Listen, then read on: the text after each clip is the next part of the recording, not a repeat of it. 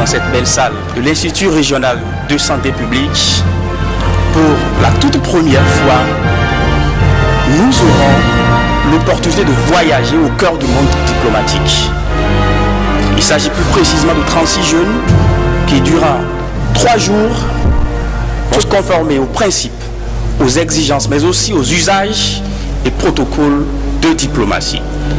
C'est un projet financé par l'ambassade des États-Unis qui apporte énormément pour la formation des jeunes ici au Bénin, plus précisément.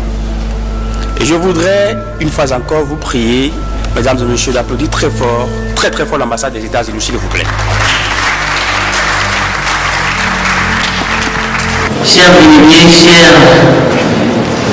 chères personnalités en rang et grade, qu'il me soit permis de vous dire que l'ouverture de candidature à l'international qui a été opérée le 2 novembre 2018 nous a permis de découvrir de magnifiques talents, de magnifiques profils, en ce sens que nous avons reçu un total de 968 candidatures au Bénin comme à l'international. Informer et former la jeunesse sur les pratiques diplomatiques internationales et géopolitiques mondiales et leur faire acquérir les compétences pratiques d'art oratoire, de négociation et de création de solutions essentielles aux citoyens du XXIe siècle que nous sommes contribuera indubitablement, comme le sujet, le thème général du compte monde 2019, à en faire des propulseurs de développement. Model United Nations a pour but de former les participants aux négociations internationales visant à promouvoir les qualités de communication, de relations internationales, mais aussi de diplomatie. Je vais vous demander d'être conscient que cette simulation est un exercice sérieux. Prenez plaisir dans les discussions, endossez la veste des diplomates pleinement investis de leur rôle et conscients de la gravité des enjeux mondiaux. Vous pouvez atteindre vos objectifs, j'en suis sûr, grâce à l'engagement et l'imagination dont vous saurez faire preuve. Vive la jeunesse béninoise, vive la jeunesse africaine, vive la coopération entre les États-Unis d'Amérique et le Bénin. Je vous remercie.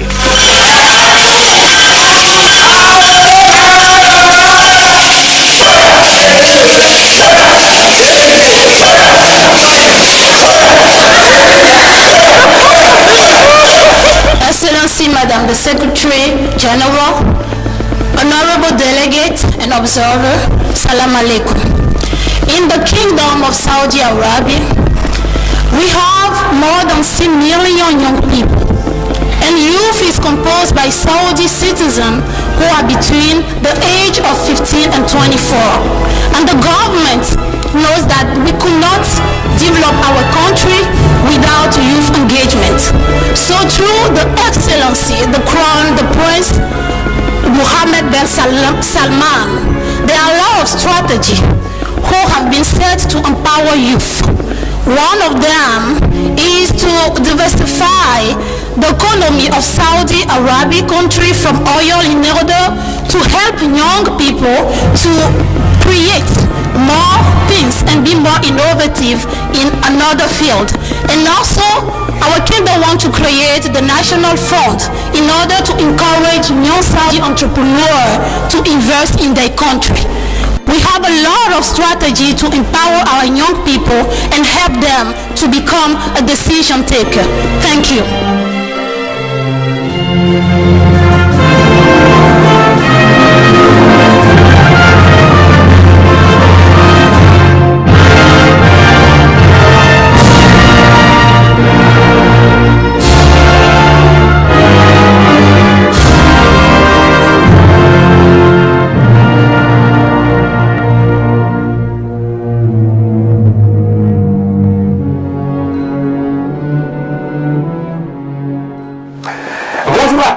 Très heureux de vous retrouver depuis Ouidah et plus précisément ici même à l'Institut régional de santé publique où depuis 3 jours se déroulent les travaux de l'édition 2019 du Cotonou Model United Nations Cotonou qui n'est rien d'autre que la simulation de l'Assemblée Générale des Nations Unies. 6 jeunes, 36 délégués qui représentent 36 pays apprennent, simulent, pratiquent et vivent la réalité des principes et exigences du protocole diplomatique sous la houlette des experts du modèle des Nations Unies. Ils apprennent non seulement à travers des formations, mais surtout à travers des travaux en commission. La commission PNUD s'est penchée sur 2 problématiques très importantes, notamment la première, la question de la diversification de l'économie, et la seconde thématique, l'implication des jeunes dans le processus démocratique.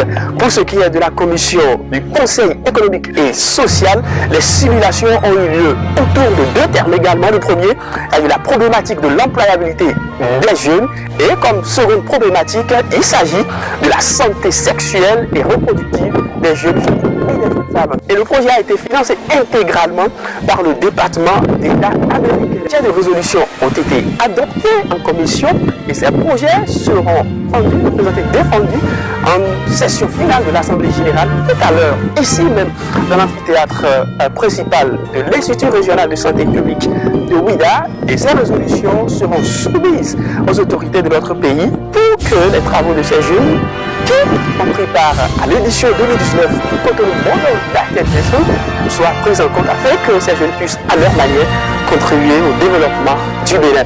Le PNUD invite les États à redynamiser les systèmes éducatifs à travers l'instauration d'une politique d'orientation et de suivi efficace dès la base, l'introduction de nouvelles filières d'avenir ouvertes à l'innovation de façon fondamentale, la réorientation des filières qui ne répondent plus aux besoins de développement des États, la transformation des écoles en incubateurs d'enfants et de jeunes en matière d'entrepreneuriat et de leadership, la promotion des politiques d'éducation inclusive afin d'assurer de façon convenable l'atteinte de l'objectif de développement durable lié à l'éducation de qualité. Les États tous ensemble demandent aux États membres des Nations Unies de susciter l'engagement politique des jeunes A. Créant des centres de formation à la vie politique pour les jeunes. B. Organisant des forums de dialogue, de discussion et de partage d'expériences. C. Appuyant toute la dynamique impulsée par les organisations, associations et mouvements de jeunesse dans l'éducation des jeunes à la gestion de la chose publique. Amounting to 1% of the revenue on taxes in order to cover all fees relative to sexual and reproductive health. Reminds member states that all recommendations must be implemented according to the cultural, social, and political realities of each country in order to sustain the positive impact. Vraiment impressionné. Numéro 1 par la qualité de l'organisation, numéro 2 par la diversité des délégations qui étaient présentes dans la salle, et numéro 3 surtout par le contenu et la qualité des débats. J'ai vu que le BYA, donc le Benin Yali Alumni Association, à travers son comité d'organisation, a excédé et dépassé nos attentes. Nous avions vu des jeunes qui ce matin nous ont montré qu'ils ont déjà saisi des aspects de comment les assemblées générales au niveau des Nations Unies se passent, et cela me donne l'espoir que la jeunesse béninoise est vraiment en train de se préparer à prendre la relève afin de hisser le Bénin à un rang que nous espérons sera un rang primordial dans l'Afrique du XXI. J'ai noté avec satisfaction, ça c'est un avis personnel, que nous avons du talent au niveau de la jeunesse béninoise et africaine. Quand j'ai vu nos jeunes frères s'exprimer en anglais sur des thématiques précises, vraiment ça donne espoir qu'il y a quelque chose de nouveau qui est en train s'inscrit dans l'histoire de notre pays. Les travaux dans le Conseil économique et social des Nations Unies se sont accentués sur deux thématiques principales.